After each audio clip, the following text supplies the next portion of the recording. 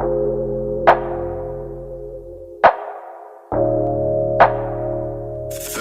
see that? Y'all see my little model pose? Down on the beat.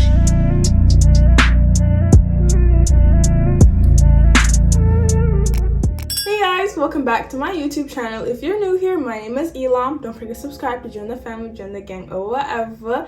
Your girl is back. This is my go-to everyday no foundation makeup look, and I'm so excited because I look so good. It takes me like 15 to 20 minutes. Flawless finish. It lasts all day. Like, my makeup stays on all day. If you want to know how to achieve this natural glow look as well, keep watching. Yeah, I hope you're enjoying. I hope you make it to the end of the video. Also, comment down below like anything that you recommend and stuff like that. I'm not gonna make any promises, but I will try to be consistent.